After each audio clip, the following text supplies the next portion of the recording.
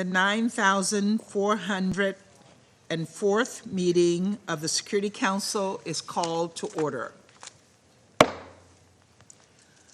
The provisional agenda for this meeting is maintenance of peace and security of Ukraine.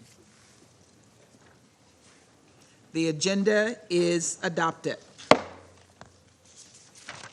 In accordance with Rule 37 of the Council's Provisional Rules of Procedure, I invite the representatives of Germany, Italy, Lithuania, Poland, and Ukraine to participate in this meeting. It is so decided. In accordance with Rule 39 of the Council's Provisional Rules of Procedure, I invite the following briefers to participate in this meeting. Ms. Rosemary DeCarlo, Undersecretary General for Political and Peace-Building Affairs. Ms. Katharina Rashevska, Legal Expert at the Regional Center for Human Rights. And Mr. Mykola Culeba, Chief Executive Officer of Save Ukraine. It is so decided. In accordance with Rule 39 of the Council's Provisional Rules of Procedure, I also invite His Excellency Mr. Silvio Gonzato, Chargé d'Affaires ad interim of the Delegation of the European Union to the United Nations, to participate in this meeting. It is so decided. The Security Council will now begin its consideration of item 2 of the agenda. I now give the floor to Ms. Rosemary DeCarlo. Thank you, Madam President. Today marks a year and a half since the Russian Federation launched its full-scale invasion of Ukraine. 18 months of death, destruction, and unimaginable suffering for the Ukrainian people. The numbers alone tell a horrific story. OHCHR has confirmed at least 9,444 civilians, including 545 children, killed. Nearly 17,000 others, among them 1,156 children, have been injured. The real figures are likely much higher. Some estimates put the total number of killed, civilians and military personnel of both sides, at 500,000. And there is no end in sight to this war, which was launched in violation of the principles of the UN Charter and international law. Indeed, since Russia's withdrawal from the Black Sea Initiative on 17 July, the fighting has only escalated. We are witnessing growing tensions and threats to the freedom of navigation in the Black Sea. Brutal and relentless Russian attacks have damaged grain export infrastructure in Ukraine's Black Sea and Danube ports, imperiling the export of foodstuffs desperately needed around the world. On 27 July, Russian missiles struck port infrastructure in Odessa region, reportedly killing a security guard and damaging a cargo terminal. On 28 July, Russian forces reportedly shelled a grain terminal in Berislav district in Kherson region. On 2 August, a drone attack hit the Danube port of Ismail, damaging about 40,000 tons of grain destined for countries in Africa as well as China and Israel, according to Ukraine officials. On 14 August, Russian drone and missile attacks reportedly injured at least 3 people in the port city of Odessa. The nearby port city of Mykolaiv was also targeted. On 16 August, Russian drones reportedly damaged grain silos and warehouses at the Danube River port of Reni. And just yesterday, as a result of another Russian drone attack in Odessa region, 13,000 tons of grain were destroyed. These are only a few of the most recent incidents. As we warned during the Security Council meetings on 21 and 26 July, attacks targeting grain facilities may have far-reaching global consequences. They threaten to reverse the progress made in bolstering food security over the past year. This could be catastrophic for the 345 million people already acutely food insecure around the world. The Secretary General continues to stress the importance of food and fertilizer exports from Russia and Ukraine to global food security and to advocate for the resumption of the Black Sea Initiative. Madam President, on 19 August, a Russian missile attack on the drama theater in the heart city of Chernihiv took the lives of 7 people, including a 6-year-old girl, and injured more than 100 others, among them at least 15 children. Many of the victims were passers-by enjoying a Saturday morning with their families, with some on their way to church to celebrate an Orthodox Christian holiday. In recent weeks, dozens of civilians have also been killed in attacks on Kherson, Odessa, Donetsk, Lviv, Kharkiv, Sumy, Zaporizhia, and other regions of Ukraine. In some instances, sequential or double tap strikes have killed and injured not only civilian residents, but first responders who rushed to help. We are also deeply disturbed by the destruction of a hotel used by the United Nations and other humanitarian staff in Zaporizhia on 10 August. These heinous attacks against civilians and civilian infrastructure are in flagrant violation of international humanitarian law. They are unacceptable and must be strongly condemned. Attacks against Ukrainian culture and heritage have also escalated. Since the beginning of the war, UNESCO has verified damage to 284 cultural sites, including 120 religious sites.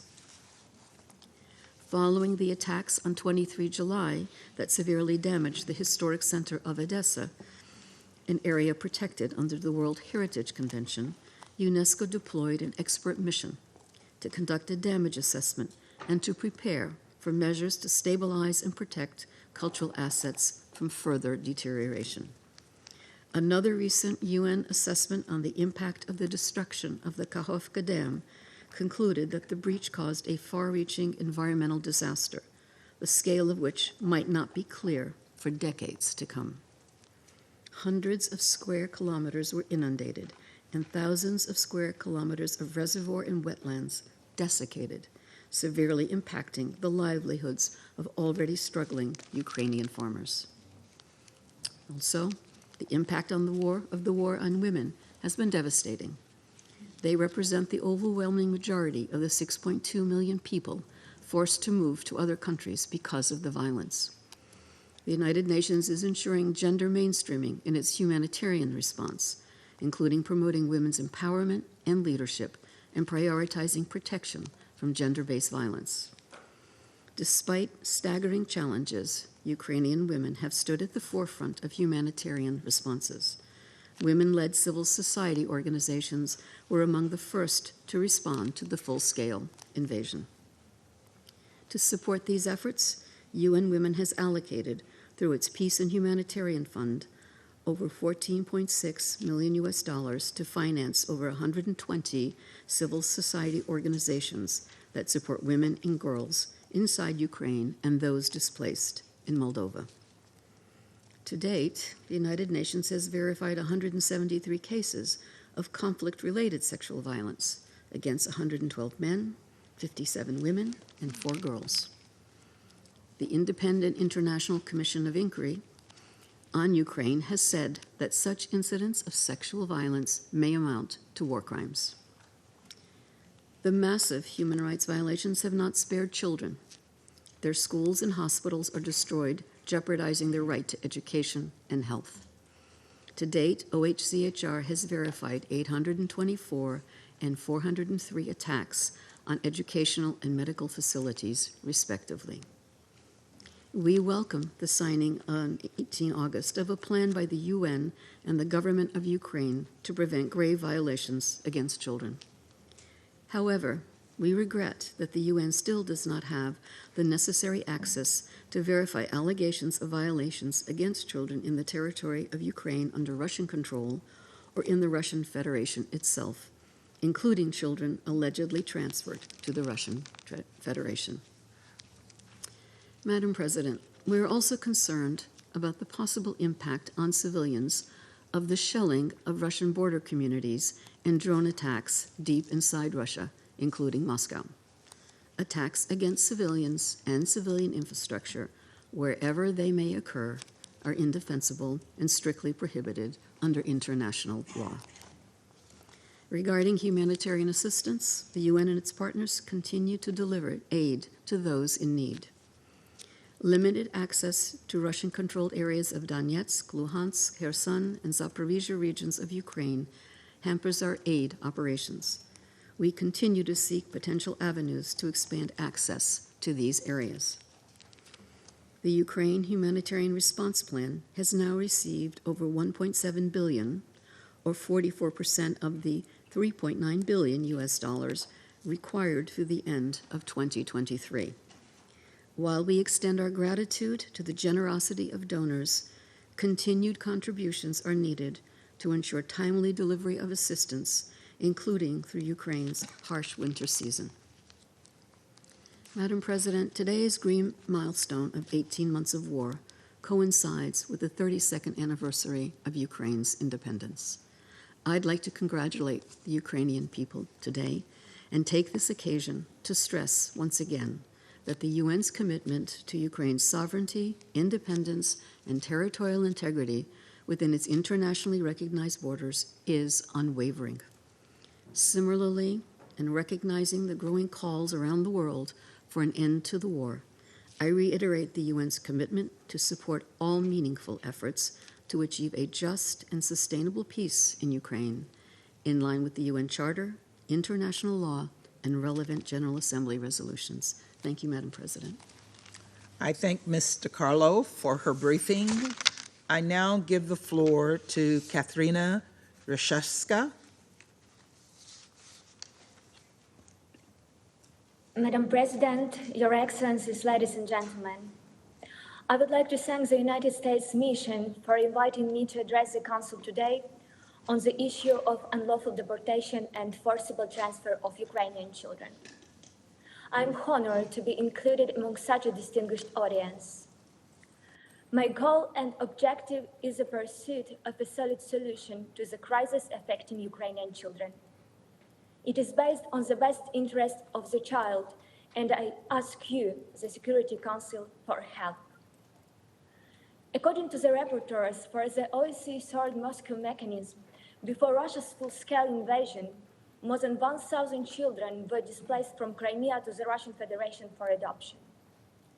According to the Ukrainian National Information Bureau, since February 18, 2022, Russian agents have taken at least 19,546 children from Ukraine to 57 regions of the Russian Federation. Among these children, 3,855 are orphans and children deprived of parental care. The Russian authorities claim that this displacement is an evacuation. However, it is a violation of Article 49 of the First Geneva Convention and a war crime. Russia deliberately created the conditions for such a transfer of children, publicly intending to keep these children under Russian influence forever, and refused to transfer the list of evacuated children to the Central Tracing Agency of the ICRC. These considerations form the basis of the decision of the International Criminal Court's Pretrial Chamber 2 to issue arrest warrants against President Vladimir Putin and Commissioner Maria Lvova-Belova. Unlawful deportation and forcible transfer are not the only serious violations suffered by Ukrainian children. I would like to draw your attention to the imposition of Russian citizenship on Ukrainian children, because the right to preserve one's identity is a prerequisite for exercising all human rights for children. Russian authorities claim that the imposition of Russian citizenship on Ukrainian children is strictly a humanitarian action. But legislative changes made by the Russian authorities to facilitate this, as well as the treatment of Ukrainian children who have had Russian citizenship imposed on them do not back up this claim. Following a detailed analysis of Russian legislation on citizenship, it is clear that if high-ranking officials of the Russian Federation intended to act solely for humanitarian reasons, then instead of amendments to legislation for the simplified imposition of Russian citizenship, laws would have been adopted to facilitate obtaining medical care, as well as removing obstacles to education and social benefits. But this is not the case.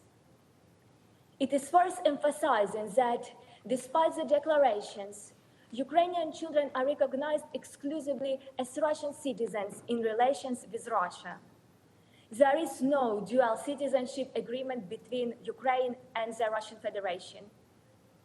So this citizenship is needed only for the foster care.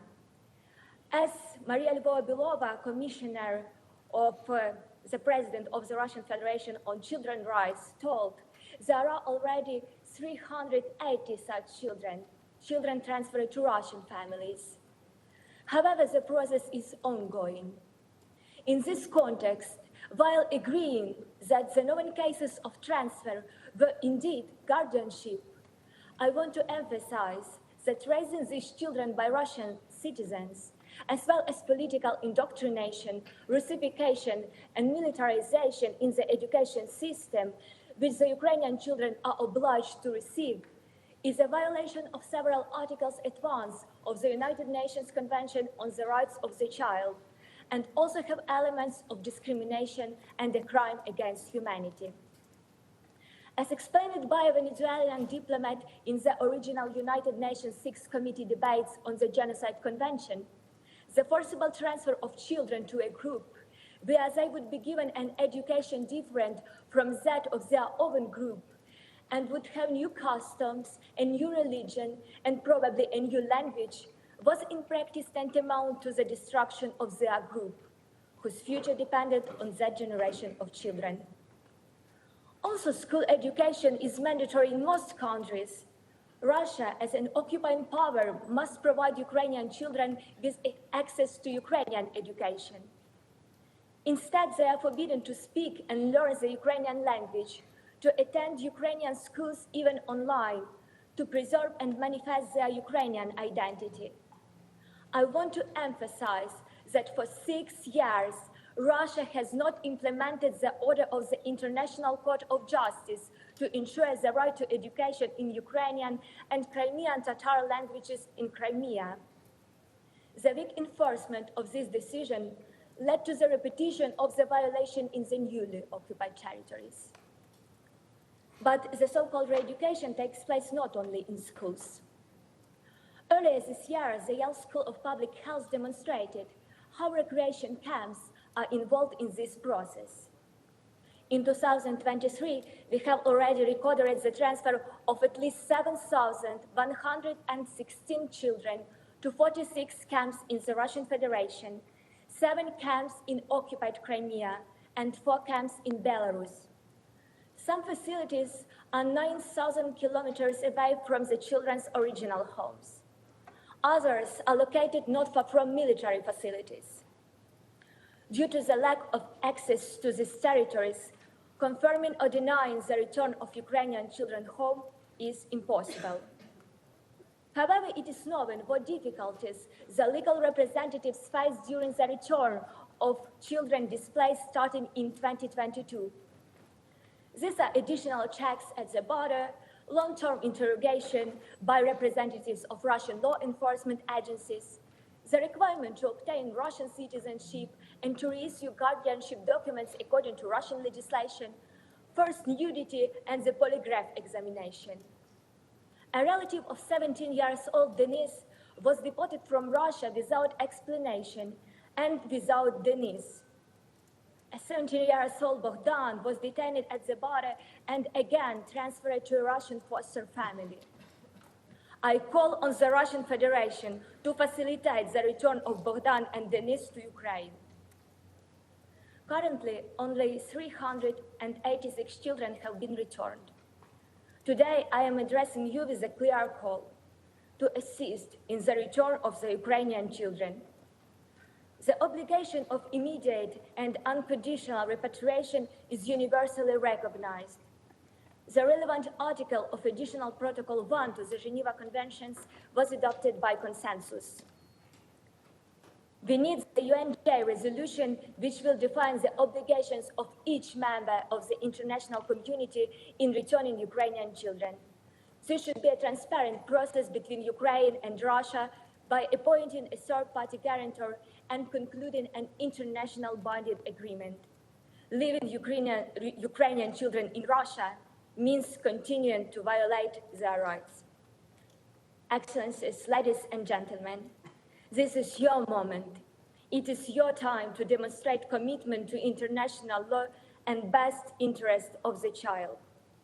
Help children go back to their normal lives, as Ukrainian children in Russia never can. Thank you. I thank Ms. Rashevska for her briefing. I now give the floor to Mr. Mykola Culeba.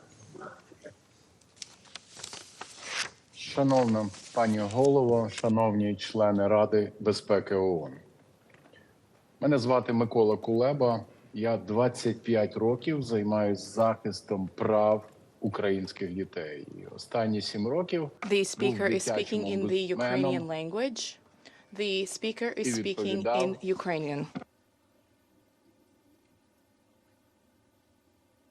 І останні 7 років я був дитячим омбудсменом при 2 президентах України. Зараз я керівник мережі порятунку дітей Save Ukraine. І я глибоко вдячний за можливість виступу перед шановною Радою безпеки. І сьогодні тут я буду голосом українських дітей, яких позбавили основоположного та невід'ємного права на життя, а також право дитини на збереження індивідуальності, включаючи громадянство, ім'я та сімейні зв'язки. Тому сьогодні я говоритиму від імені втрачених, вбитих і поранених українських дітей, яких позбавлено цих прав. Save Ukraine – це найбільша громадська організація в Україні, яка рятує дітей та родини із зон бойових дій та окупованих територій. Ми робимо це з 2014 року, коли Російська Федерація почала війну геноциду проти нашої країни та нашого народу. Тоді майже 1 мільйон українських дітей опинилися на окупованих територіях Криму та Донбасу та були депортовані до Російської Федерації. Це вкрадені українські діти, яких Росія перетворила на зброю. І тепер тисячі цих молодих людей воюють проти своєї батьківщини. Але з 2014 року росіяни робили це тихо, приховуючи від світу свої злочини. З 24 лютого минулого року вони почали робити це відкрито. Відбувається цинічне викрадення, депортація та індоктринація українських дітей Російською Федерацією. Після нападу 24 лютого ми втратили близько 20% наших дітей. Вони залишились на окупованих територіях чи були примусово депортовані Російською Федерацією. Уявіть, це так само, якби, наприклад, в Латвії, Литві та Естонії одномоментно пропали всі діти загалом. Державі вдалося ідентифікувати 20 тисяч дітей зараз, яких було примусово депортовано до Росії. Але ця цифра насправді набагато більша. Захоплення Росією українських територій супроводжується масовим вивезенням українських дітей в табори та інші заклади, де їх активно перевиховують і перепрограмовують через залякування, погрози і примус отримати російський паспорт і залишитися в Росії. Нашим дітям послідовно вкладають в голови, що вони Україні не потрібні, що в Україні нацисти і Росія захопить всю їхню батьківщину. І для них краще стати росіянами. А Україна – це всього лиш один з регіонів Росії. Діє жорстка заборона на будь-які прояви української ідентичності. І ось декілька розповідей дітей, яких ми повернули.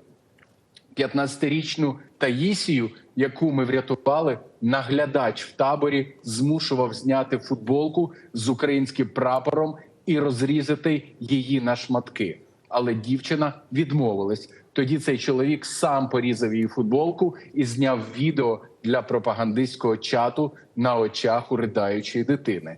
17-річного Влада за відкрито українську позицію помістили в ізолятор на тиждень, позбавляючи будь-якого спілкування.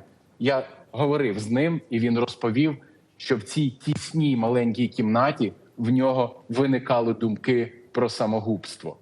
До дітей, що проживають на окупованих територіях, застосовуються ще жорсткіші заборони та методи залякування.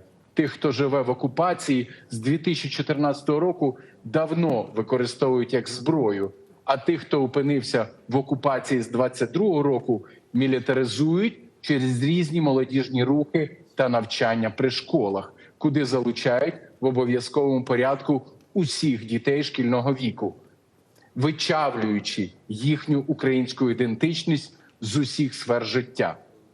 До дітей в школах приходять так звані герої СВО, де вихваляються своїми подвигами і агітують ненавидіти Україну. Ті самі вагнерівці, які гвалтували і вбивали українців, створили власний дитячий рух «Вагнерьонок» при школах та проходять туди, щоб проводити навчання наших дітей.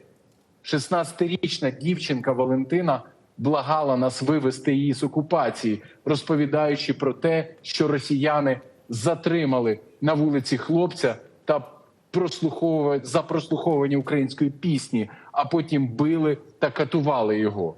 Також до неї непристойно чіплявся російський військовий, і бідолашній дитині довелося збрехати, що їй 12 років, аби втекти від нього. Ця дівчина чула від батька, який працює на росіян, історії про зґвалтування і вбивство інших українських дівчат російськими військовими. Нашим дітям на окупованих територіях небезпечно навіть просто ходити по вулиці. 15-річна Ірина та її 14-річний брат Матвій, яких ми врятували з окупованої території, розповідали, що цілий рік не ходили гуляти на вулицю, оскільки батько боявся за їхнє життя та безпеку. Оскільки на вулицях окупованих територій багато російських військових зі зброєю. Наші діти намагаються вижити на окупованих територіях і зберегти в собі Україну. Одним з найцинічніших злочинів Російської Федерації є використання українських дітей в якості щита. Вони закривають нашими дітьми свої військові об'єкти. Один з прикладів – це Херсонський будинок дитини, де вихователями з дітьми залишили свою будівлю, оскільки там було відсутнє укриття, і перемістилися в безпечне місце. Але російські військові повернули їх до інтернату, а поряд встановили свою техніку та розмістили військових. З вашого дозволу, я хочу прочитати декілька повідомлень від мам та дітей, які благали нас про порятунок. Ось пише мама Наталія. Допоможіть повернути дитину з окупованої Херсонщини. Я вже майже рік не бачила мою дворічну доньку. Ось пише мама Маргарити. Я не знаю, де моя дитина. Її викрали. Будь ласка, допоможіть. Доньці 8 років. Пише мама Тетяна.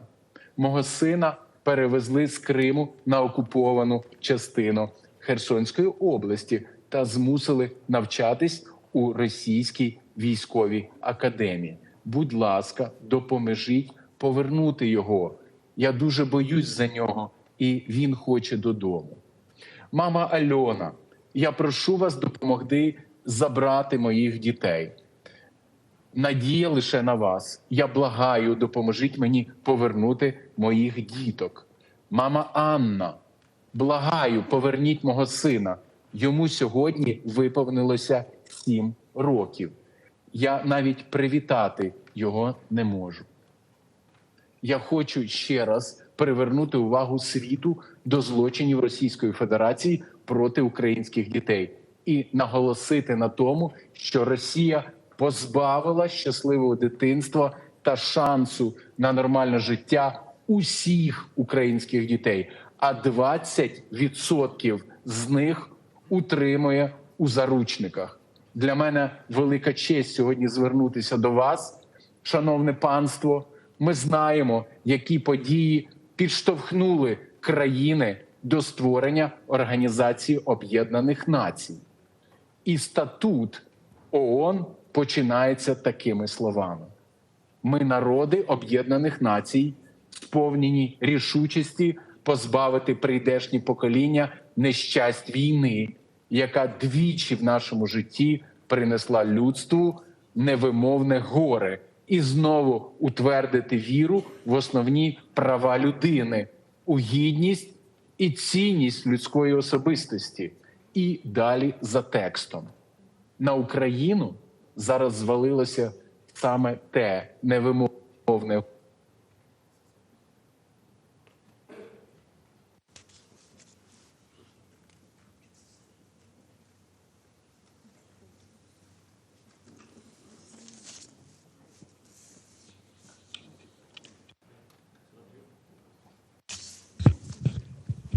Mr. Culeba. Батьківщиною. Я закінчую. I'm finishing. У ваших силах допомогти їм. І сьогодні, в День Незалежності України, яку Російська Федерація також визнала в 91-му році, я стою на найпотужнішому майданчику у світі і прошу вашої підтримки та допомоги, бо певен, що у вас є всі можливості для розв'язання цього надважливого та болючого питання. Адже ми говоримо про живих дітей, про їх майбутнє, про майбутнє нашої країни і цілого світу. Наші діти не зброя, не щит, вони лише маленькі діти, які мають право на щасливе дитинство, які мають право на життя. Тож ми просимо, допоможіть нам врятувати наших дітей. Let's reunite families. Let's reunite nations.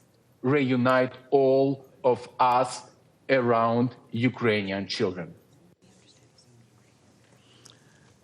I thank Mr. Culeba for his briefing.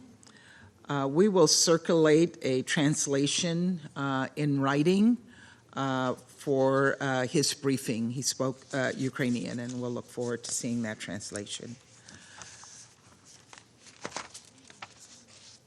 I now give the floor to the members of the Security Council who wish to make statements.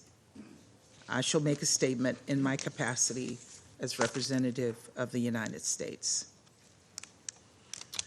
Thank you, Undersecretary General DeCarlo, for your briefing, and I thank you, Katerina Rashevska and Mykola Culeba, for speaking out today. On this day in 1991, Ukraine declared its independence from the Soviet Union. That same week, Ukraine notified the United Nations of its independence, based on the right of a nation to self-determination in accordance with the Charter. But 32 years later, today, Ukraine's very existence is under attack. For a year and a half, Russian forces have waged a full-scale war on the Ukrainian people. President Putin thought his war of choice would be quick and easy, that the Ukrainian people would wave a white flag in surrender, that somehow his forces would be greeted as liberators. But he was in for a rude awakening. Ukrainians have courageously fought back to defend their country's sovereignty. to defend their freedom, their democracy, their culture. And Ukrainians are fighting valiantly to defend and return Ukrainian children who've been forcibly transferred or deported to Russia, Belarus, and Russia-occupied territories. Children are literally being ripped from their homes in the year 2023 by a country sitting in this very chamber, by a permanent member of this council. This is straight out of a dystopian novel, but this is not fiction. Colleagues, this is not fiction. This is real life. While estimates vary, and we heard lots of numbers from our briefers, we know that since February 2022, Russia has forcibly transferred or deported thousands of Ukrainian children, including babies as young as 4 months old. And we know Russia has forcibly transferred or deported Ukrainian children as far back as 2014. This week I spoke with 3 victims of this horrific abuses. One child told me he was at home in Mariupol living under occupation when he heard a loud knock on the door. A gang of Russian soldiers dressed in all black stood in his doorway. He was told to immediately pack up his belongings. He was deported to Russia and locked in a dark basement and interrogated. Russian officials threatened to sentence him to 15 years in prison if he ever supported Ukraine, and he was told he would never go back to Ukraine. Thankfully, this young man is now back in Ukraine, but his story is the exception.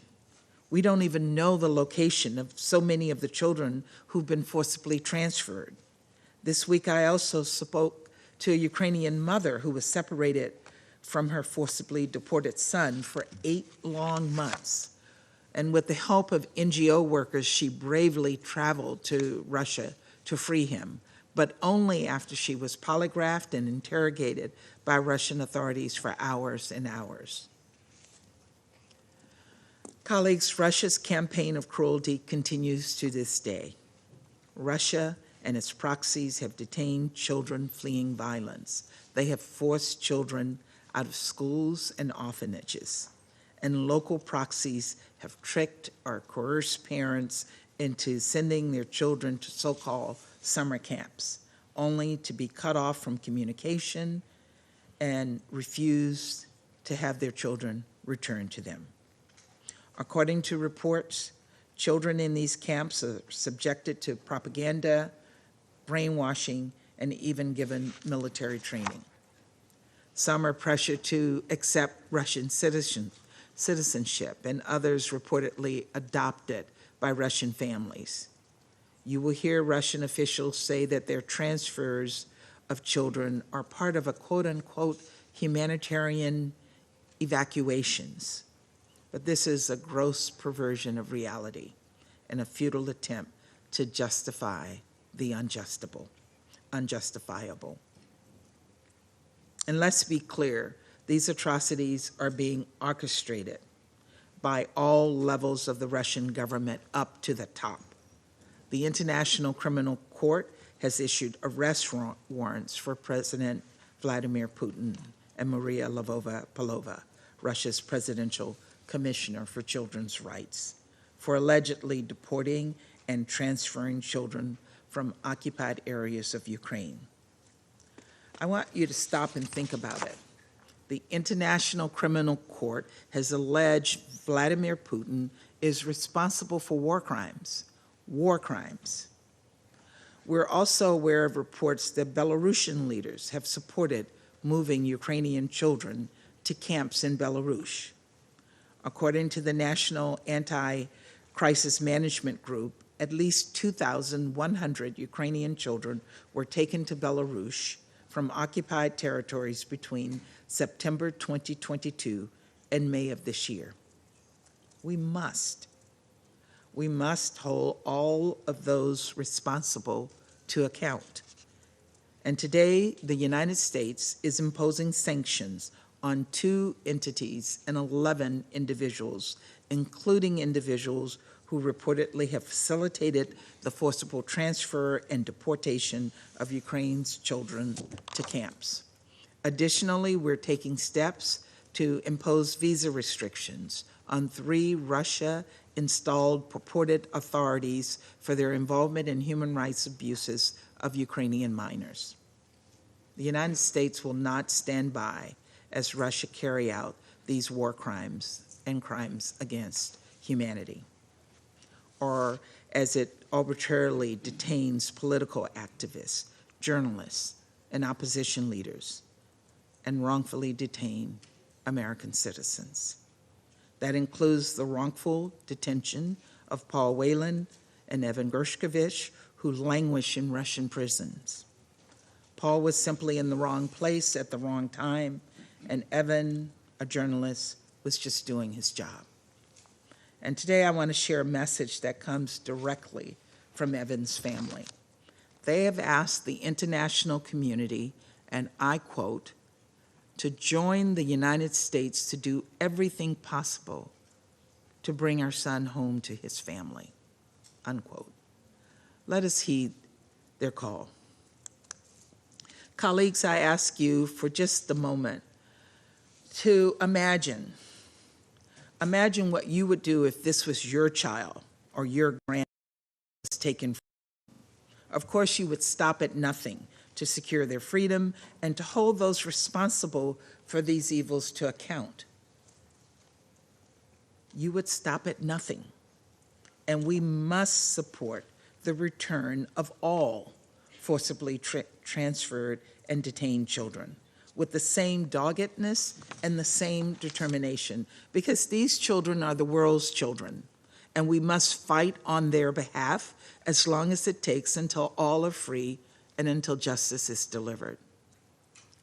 Dr. Martin Luther King Jr. once wrote, and I quote, "He who passively accepts evil is as much involved in it as he who helps to perpetrate it," unquote. We must not remain silent. We cannot remain neutral. This is a moment of moral reckoning, and history will judge us by how we respond. We must hold Russia to account. We must lift up organizations doing the good work of trying to return these children to their families. And we must call on Russia to end its brutal war of aggression, comply with its obligations under international law, and immediately return all of Ukraine's children. Thank you very much. I resume my function as President of the Council.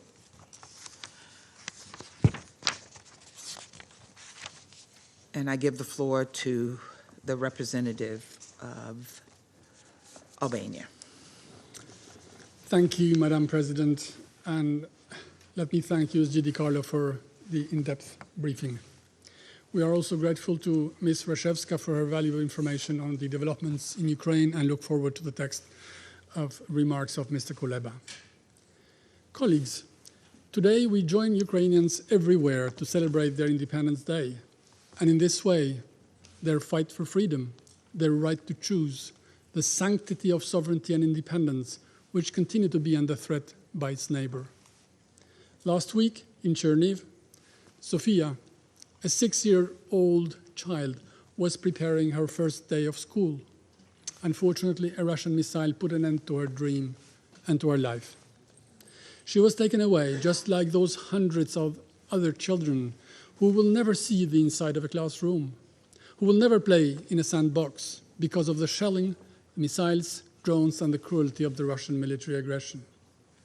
Cynics and apologists will always argue, this is a war, anything including mistakes, even terrible things can happen. The same propaganda will circle down after every such deadly strikes in a perpetuum mobile, trying to justify the unjustifiable and excuse the inexcusable. Madam President, protection of civilians is one of the most solemn commitments made by all. It is task number one for all parties in any conflict situation. But unfortunately, the reality is different. Because civilians are not fighting and cannot defend themselves, they end up paying the high price. And harming civilians violates the UN Charter, it contradicts international humanitarian law, and betrays the solemn commitment of the Security Council to maintain peace and security. When laws are not implemented, when commitments are not respected, when innocent people are hurt, we all have failed. But there is, however, no doubt who is the culprit, who are the perpetrators, who is the aggressor in Ukraine. Madam President, today, as Ukraine marks the 32nd anniversary of its independence, the country is faced with a heart-wrenching panorama. More than 26,500 civilians have lost their lives. Among them, 1,700 children killed or injured. As stark as these figures are, they likely obscure an even grimmer reality. This is the unbearable everyday life for 1/3 of Ukraine's total population, whose lives have been shattered and who, since 2022, February 22, have lost everything.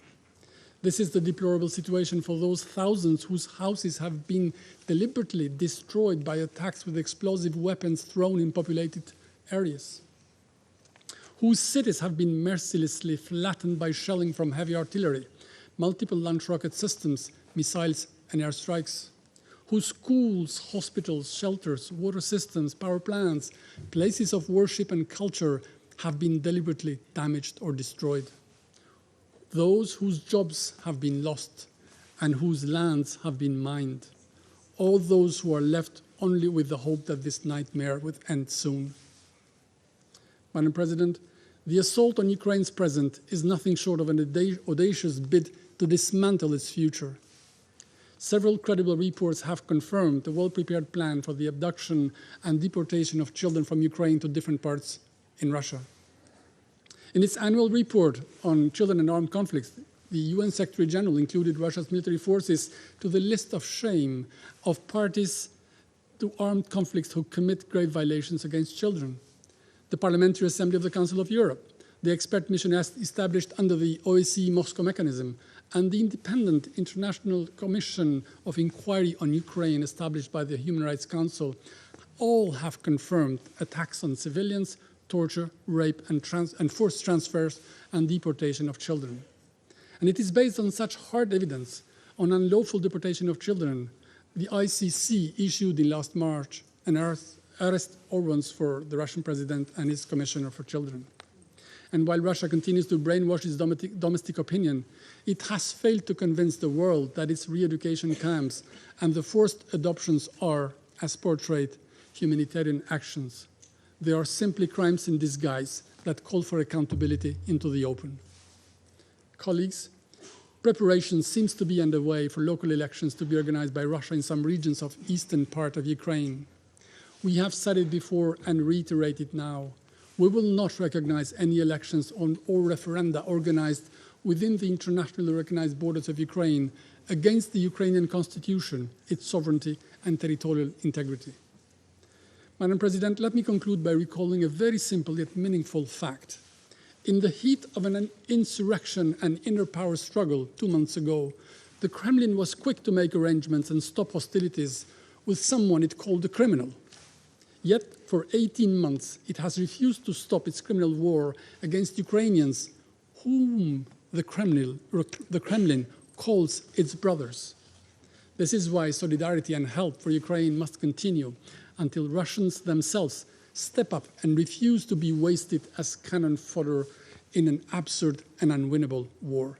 And I thank you.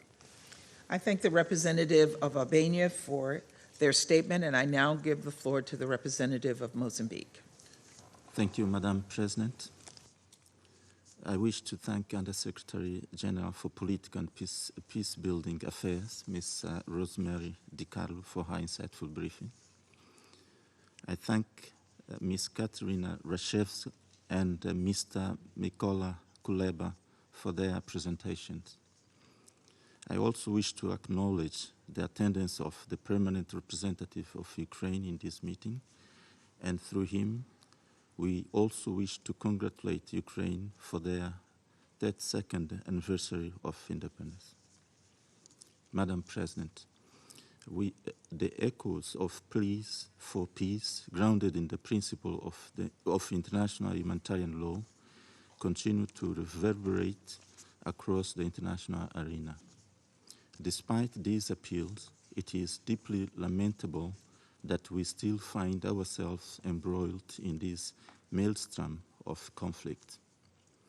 Drawing from Africa's experience of conflict mediation and resolution, as embodied in its Silencing the Guns initiative, we consistently underscore the indispensable nature of dialogue and diplomacy. Yet, regrettably, these urgent appeals have not found fertile ground in the ongoing conflict. As the effects of this war stretch far beyond the battleground, evidenced by the unfortunate collapse of collaborative initiatives such as the Black Sea Grain Initiative, the starving of resources to mitigate humanitarian emergencies in global hotspots, we are reminded of the global ramifications of this conflict. This disruption not only threatens individual nations, but also erodes the framework of peaceful coexistence, destabilizes multilateral and collective security arrangements, affects non-proliferation efforts, and makes the fulfillment of multilateral commitments such as SDGs more difficult, and the environment to tackle collective challenges increasingly adversarial. Madam President, now more than ever, we are in dire need of a paradigm shift that prioritizes dialogue and in alignment with the UN Charter's ideal and our shared values.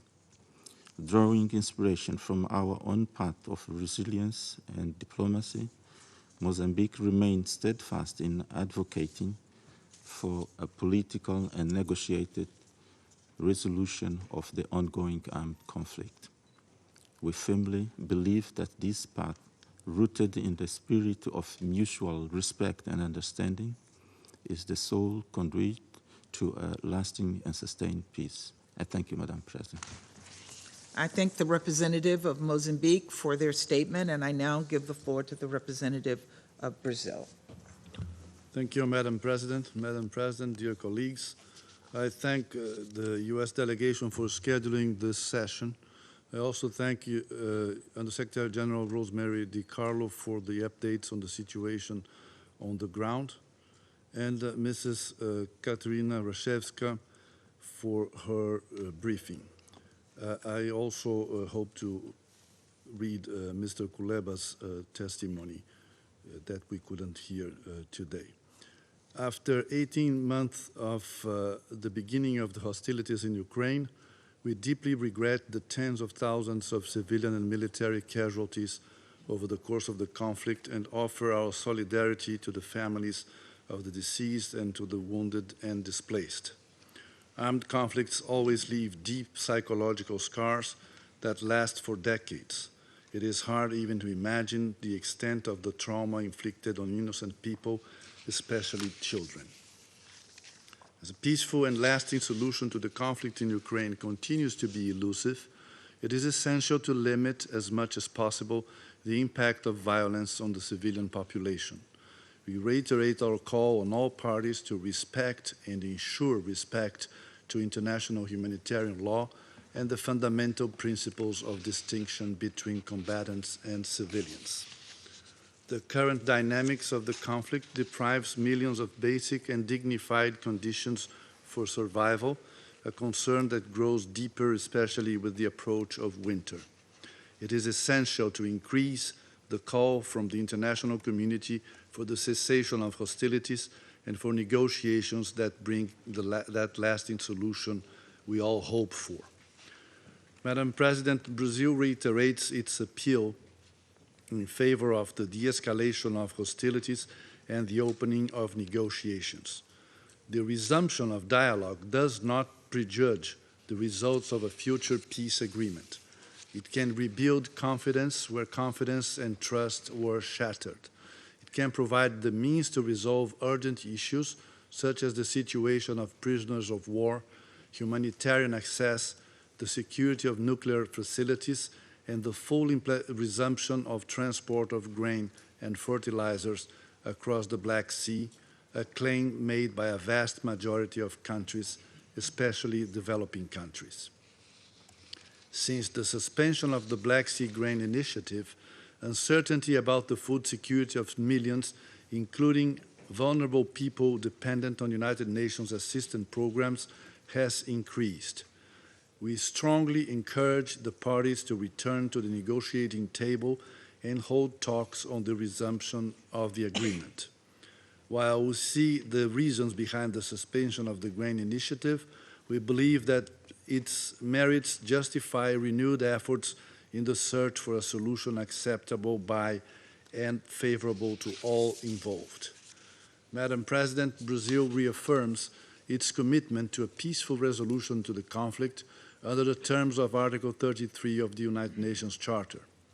We hope that reason will soon prevail and allow for a political solution taking into account the purposes and principles of the Charter of the United Nations and the legitimate security concerns of all parties. We welcome recent facilitation efforts and reiterate our readiness to contribute to collective peace initiatives that would lead to a lasting solution for this war. Thank you. I thank the representative of Brazil for their statement, and I now give the floor to the representative of China. Thank you, Madam President.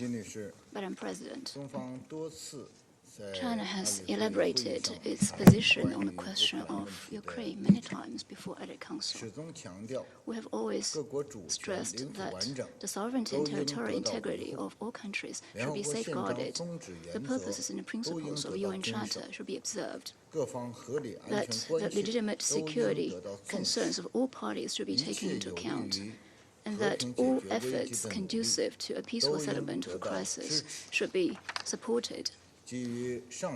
In view of the current, on the basis of above-mentioned position, we have made our decisions. In view of the current situation, I'd like to stress the following 4 points. First, all efforts must be made for the cessation of hostilities. As President Xi Jinping said at the 15th meeting of the BRICS leaders, the Ukraine crisis, coming to where it is now, has complex causes, and the most pressing task now is to facilitate peace talks, promote the de-escalation and end of conflict. And to achieve peace, we believe that the international community should encourage the parties to exercise calm and restraint, meet each other halfway, seek consensus, strengthen the voice of reason for peace and negotiation, and explore ways to implement various peace initiatives to create conditions conducive to peace talks. What should be avoided is to add fuel to fire, to continue supplying weapons to the battlefield, to escalate unilateral sanctions, and to take any action that could cause the war to spiral out of control. The security of all states is indivisible. The Ukraine crisis has once again shown that the practices of Cold War mentality, of provoking bloc confrontation and seeking absolute security do not work. This approach won't help with the final settlement of the crisis. Rather, it will bring endless instability to the region, which will ultimately hurt oneself. Second, every effort must be made to manage the spillover effects. The Ukraine crisis, compounded by other economic and security risks, has triggered crises and shocks in the global food, energy, and financial sectors, making post-pandemic recovery, especially growth in developing countries, even more difficult. It remains an uphill task to realize SDGs. Major developed countries should take responsible economic and trade initiatives to ensure the secure and smooth operation of the global supply and industrial chains, ceased abusive use of unilateral sanctions and long-arm jurisdiction, and avoid the politicization and weaponization of the economy.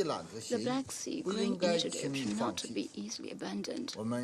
We expect all parties to strive for the early resumption of the grain and fertilizer exports from Russia and Ukraine through dialogue and consultation. China stands ready to continue its support for SG's efforts to this end.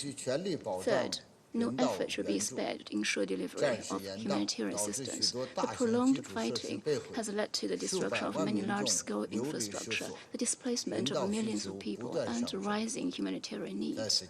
Under such circumstances, parties to the conflict must strictly abide by international humanitarian law, observe the principles of necessity, distinction, and proportionality, refrain from attacking civilians and civilian infrastructure, and ensure the provision for people's basic needs, as well as the safety and security of life and property. I would like to reiterate that irresponsible transfer and use of cluster munitions could easily give rise to humanitarian disasters, and the relevant parties must be very, very cautious in this regard. Fourthly, all efforts must be made to guard against nuclear safety and security risks. Since the outbreak of the conflict, the safety and security of Zaporozhye nuclear power plant has been a major concern lately. Sounds of explosions and gunshots were heard many times in the vicinity of the power plant and the surrounding areas. We should always remain vigilant against and attentive to nuclear safety and security risks. There is no winner in a nuclear war. On the nuclear issue, all parties need the maximum restraint and the reason abide by nuclear safety convention and other international law, with their own future and the future of humanity at heart. All should strictly observe the bottom line of nuclear safety, stay clear of the red line of nuclear war, and work together to manage crisis and avoid man-made nuclear accidents. China supports the IAEA's continued constructive role for the safety and security of nuclear facilities. Thank you, Madam President. I thank the representative of China for their statement, and I now give the floor to the representative of Ghana. Madam President, I begin by thanking USG Rosemary DeCarlo for her briefing to the Council. I also thank the two civil society representatives for their perspectives and welcome the participation in this meeting of the representatives of Ukraine, Lithuania, Germany, Poland, Italy, and the European Union. Ghana remains steadfast in her support for the United Nations' continuing efforts to mitigate the humanitarian impact of the war against Ukraine, and hopes that those endeavors would have a positive effect in facilitating the cessation of military hostilities and the resolution of the conflict. We continue to be deeply concerned by the presence of the Russian Federation's troops on the territory of Ukraine, and believe that ending its war on Ukraine and embracing dialogue and diplomacy remains the Russian Federation's best option for resolving its stated security concerns. To do so would accord with the interest of many in the United Nations and demonstrate its capacity to walk the Pacific means in resolving interstate conflict. Madam President, we have all observed the tremendous human cost, as well as the social and economic consequences that this needless war, which seems to have no end in sight, has caused over the past 18 months.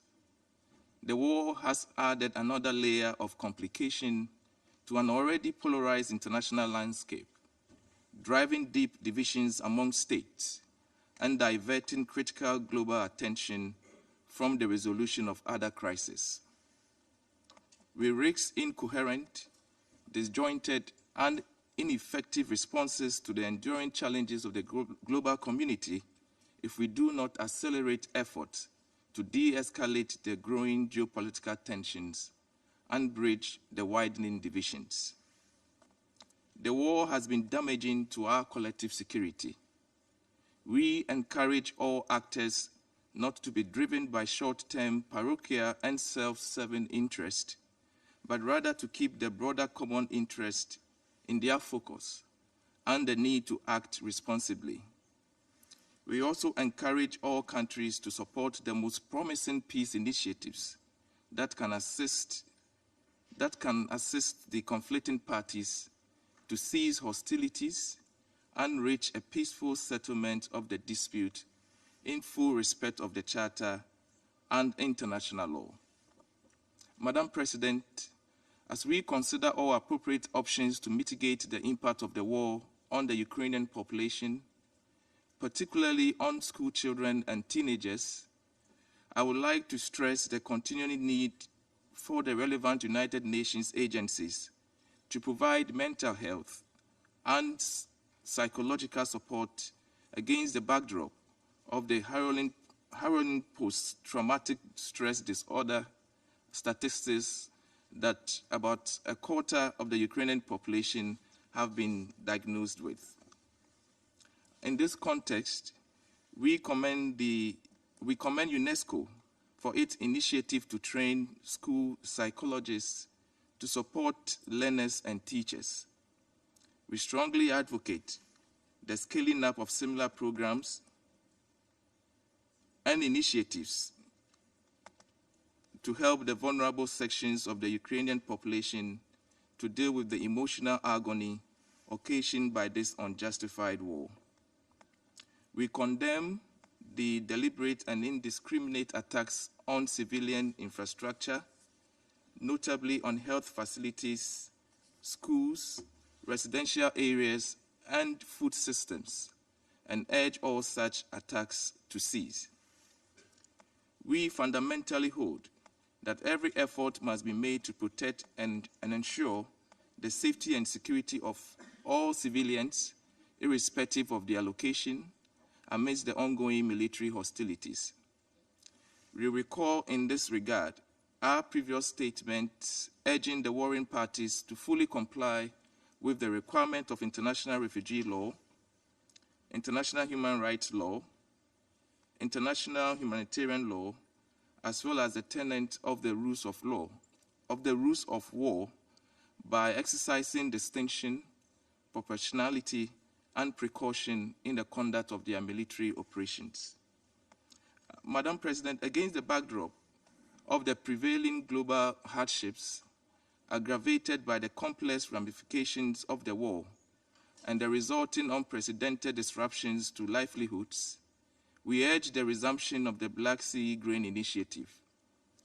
We encourage the parties to cooperate with the efforts of the Secretary General to comprehensively address all bottlenecks relating to the implementation of the initiative and related agreement. In concluding, we stress that the purely military logic that has so far underpinned this war over the past 18 months will not deliver any durable settlement or sustainable peace. In the larger interest of international peace and security, it is imperative that we assist the parties to urgently open channels for diplomacy and credible dialogue. Finally, wish the Ukrainian people a happy and purposeful Independence Day. I thank you. I thank the representative of Ghana for their statement. I now give the floor to the representative of France. Je vous remercie, Madame la Présidente. Thank you, Madam President. Je remercie Madame DeCarlo thank pour son Madam DeCarlo intervention, for her briefing, ainsi que Madame as well Rashevska, as Madam ainsi que Monsieur Rashevska Culeba and pour leurs Mr. Culeba exposés. for their briefings as well.